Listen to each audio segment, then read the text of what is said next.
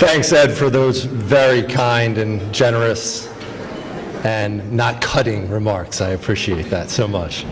I would like to start by thanking the Law Alumni Association and specifically our Chancellor, Gio, and our well-deserved young alumni recipient for what he's done to put together this incredible event tonight.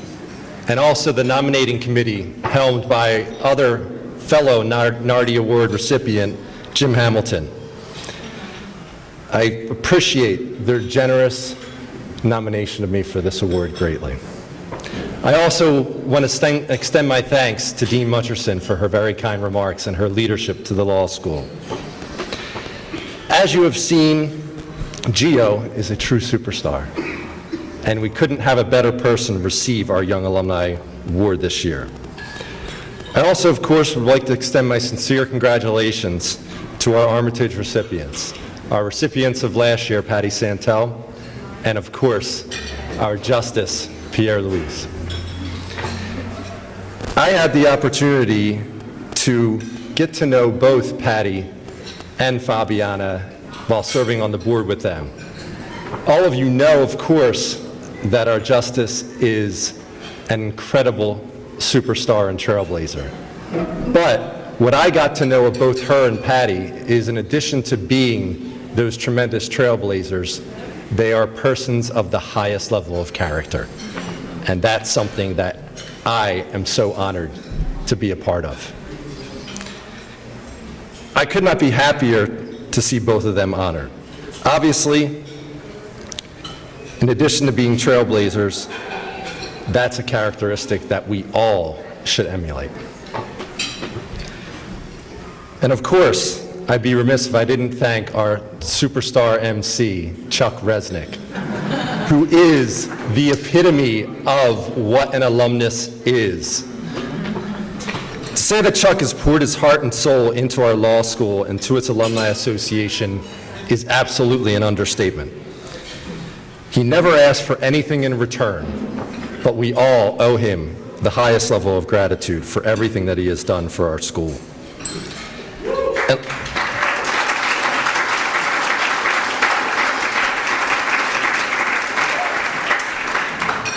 And last but not least, of course, my good friend Ed, otherwise known as Eddie, formerly known as Anagiros. As Ed said, I've known him since our first year of law school, and he is one of my best friends that I got to know during law school and was fortunate enough to continue to be friends with up until this day. We met in our first year 25 years ago. 25 years. If you look at us, you might say that we've gotten a little, well, maybe a lot of gray hair. But even though my sons might disagree with me, I think we've done pretty well for ourselves.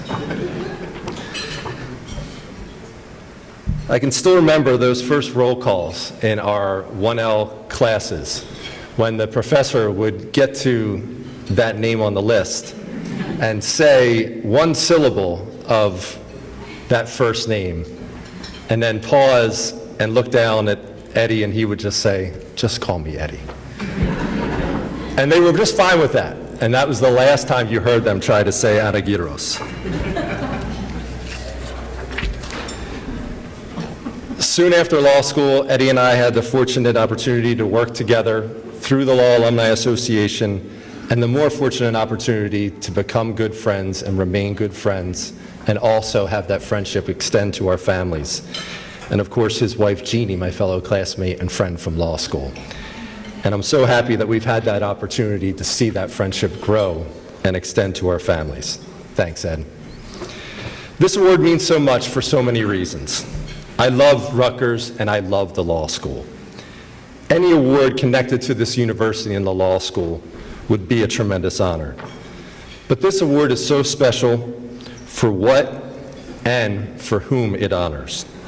I had the privilege of knowing Judge Nardi and serving on the alumni board when we made that decision to name this award for him. From his days of serving as mayor of Camden City during some of the most tumultuous times the city experienced, to his tenure as a highly respected member of the judiciary, I can think of no person more fitting for this award to be named after. It is also truly an honor to stand in the company of its past recipients. I have mentioned some, and some have been mentioned tonight, but I would be remiss if I didn't mention my good friends Ellen Lockney, Joanne Ventura, who I had the opportunity to work with on the alumni board, and Brenda Utzler, my classmate. In particular, it is an extremely high honor to receive the award that the first recipient of this award received, Judge Lario. I was Judge Lario's law clerk, or as he called it, law secretary. He used that term because that was the original term given to a law clerk. And Judge Lario was exactly that kind of person. He had the highest level of respect for the law and the traditions associated with it. And that was exemplified in that term that he used. Judge Lario is exactly what this award means: service. He was the type of person that was a one-of-a-kind true mentor. He loved the law and loved serving as a law clerk, a mentor rather, to all his law clerks and attorneys in general. When he told me about his path to his judgeship, he said that when he was first asked, he politely declined and said that he was not ready to be a judge. How often do we hear that? He was the type of person that thanked me every day when he left his chambers. Truly, he was one of a kind, and I'm honored to follow in his footsteps. In reflecting on this award, Judge Lario epitomized what this award is really all about. Not the notches on your resume, but providing service from your heart that reaches the hearts of those you serve. It just so happens that about a month ago, the priest in our church, the wonderful Father Abans, happened to be talking about service. And I thought, wow, service. I'm trying to come up with a speech in a month. And what he talked about was a reference to the Greek word for service and the original meaning it had. Diaconia. How'd I do, Ed? Diaconia? Correct pronunciation? Close enough. Translates to ministry or service, meaning active service done with a willing attitude. I think willing is the part that should be stressed. In religion, it's ministry, or going back even further. It is as simple as another Greek reference from my philosophy classes back in college. Doing the good, as Aristotle said. In more modern terms, paying it forward. My desire to serve goes back farther than any college course I had to my parents. Of course, they taught all of us, myself and my two brothers that were here tonight, to do good, but more so they led by example. My mom served in many capacities, but one that stands out to me was her service as the president of the South Jersey Catholic High School Teachers Union. She served in that capacity for many years through multiple strikes. One stands out in particular was the last strike that they went through. I can recall I was in my second year of law school, and my mom came to the house I was living at, and I could see right away that she was just emotionally drained, emotionally exhausted. So I did what a good son did, was I gave her a big hug and did the best I could to comfort her in her exhaustion. But she was exhausted because she gave her heart and soul, and that's what she always had done through any service that she had done.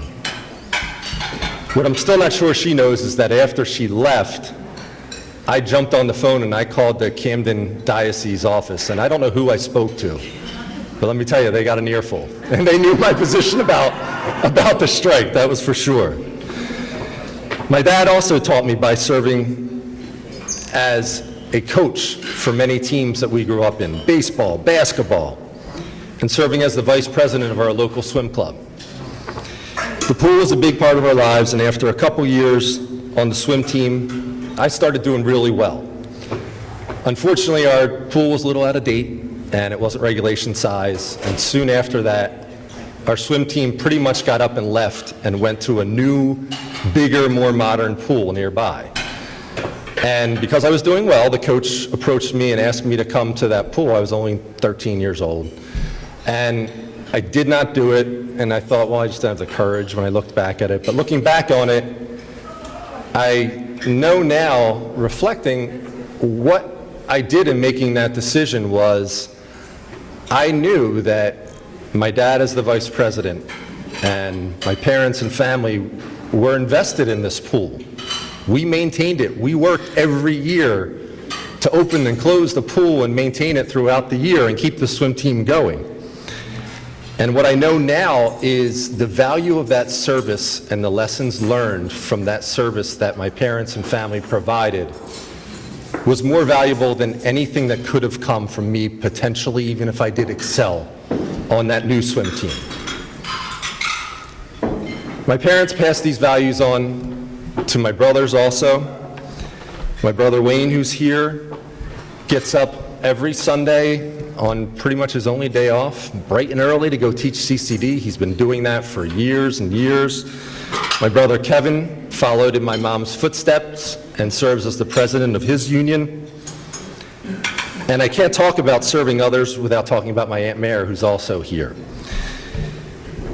My Aunt Mare is, with my mom, one of 10 siblings and 20-something cousins. I can't even keep track. And there's no one in the world who exemplifies what it means to provide service to your family. She does everything and anything for every single person in that family. And she's an absolute inspiration to all of us. Last but not least, of course, my wife, Jody. If anyone should be standing here receiving an award for service, it's her. She pours her heart and soul into serving our community in an official capacity on the historic board, and much more so in unofficial capacities. She performs active service for our community every day, and I mean every day. Sometimes I shake my head or grumble a little bit when she yet again has volunteered to make a dinner for somebody, reupholster some furniture for another neighbor, buy a gift for one of our kids' millions of teams that they play on for the coach, run a town-wide event, head our PTA and all the events that they run. But in the end, our family and our community is so much better off for it. I'm sure that my boys don't see it yet, but they will learn as I have how truly valuable that service is. The value of my service to Rutgers and the law school in my life is immeasurable, and I'm truly grateful for it. I remember in my early years of serving on the alumni board, a certain boss of mine, who shall go unnamed, said to me when I was telling him I had to go to yet another alumni event or meeting, "Why are you doing all this? I'm not seeing a whole lot of business coming from this." Well, first, business has come by now, so there. But more so, that's not why I do this. As I said, it's not about the business. It's about the greater good in my life. I've made many great friends and sincerely enjoyed the time I have spent. But more so, I have gotten to be part of building a university and building a law school. Money and businesses cannot match that experience in my life. Many of you were there and recall what happened in 2013 that's been mentioned by Chuck and Ed, a little merger that was on the table. For those that don't know, Governor Christie had announced a very long-awaited merger of the Robert Wood Johnson Medical School with Rutgers University, a merger we had been desperately waiting for many years. Well, last minute, slipped into that proposal was a merger of Rutgers Camden and the Rutgers Camden Law School into Rowan University. Now, no offense to Rowan University, I am extremely proud of Rowan University and what it has done for our state. But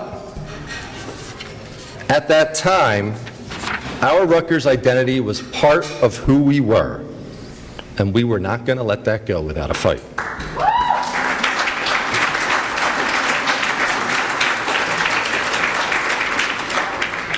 And oh, did we fight. I was fortunate, as Ed said, to just have become treasurer of the Rutgers University Alumni Association.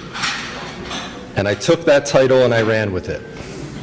I was in my element, speaking at rallies, speaking to the press, speaking in Trenton to the legislature. In the end, we won, and we are still here. One line I wrote in particular during that time stands out. I was preparing to speak at a big Board of Trustees meeting.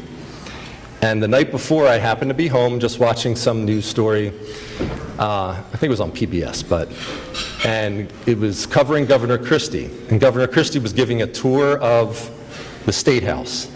And as he's walking through the State House, he walks into the legislature hall and says, "I love this place because this is my house." And it kind of struck me because I was like, well, I don't know that's necessarily your house. It's the legislature, and it's also the people's house.